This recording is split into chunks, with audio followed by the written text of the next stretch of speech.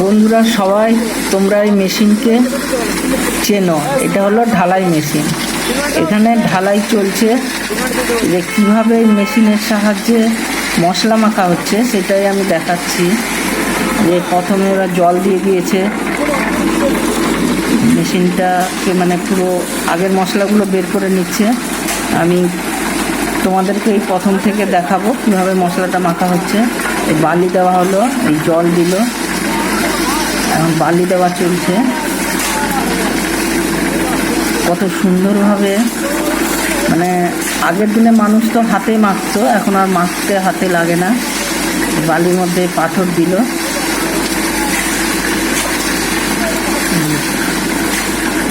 তারপরে সিমেন্ট দিচ্ছে। সিমেন্ট এই তিনটে জিনিস দিয়ে পাথর আবার দিল। এটাকে সুন্দরভাবে বালি, পাথর আর সিমেন্ট দিয়ে সুন্দরভাবে এটা মাখা চলছে।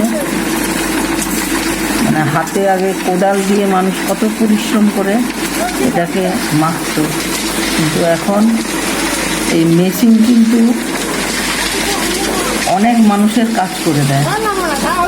এই শুধু ঢালাইয়ের কাজে নয়, মানে সব কাজেই এখন মেশিন অনেকটাই এগিয়ে।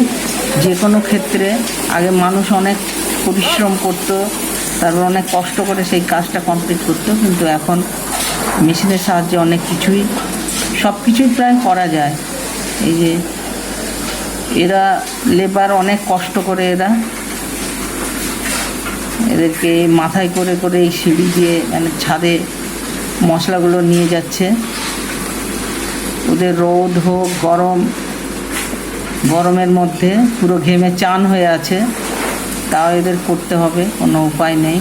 কিন্তু এদের যাওয়ার ক্যাপাসিটিটা কেমন, মানে এমন অভ্যেস ওদের হয়ে গেছে, খুব তাড়াতাড়িভাবেই যে বাঁশের সিঁড়ি দিয়ে উঠছে আর নামছে।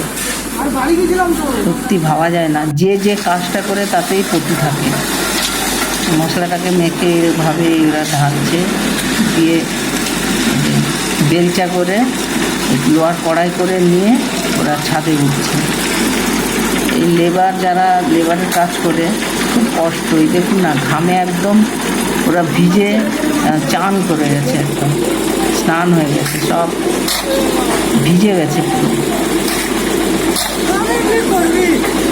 খুব কষ্টের কাজ তো এগুলো, সবাই পারবে না। এরা কিন্তু এইসব কাজ করতে এরা পটু, এরা করে, তবুও আমরা ভাবছি কষ্ট হচ্ছে না, কিন্তু ওদের খুবই কষ্ট হয়। তারপরে প্রচণ্ড গরম, গরমে পুরো ঘেমে চান হয়ে আছে পুরো।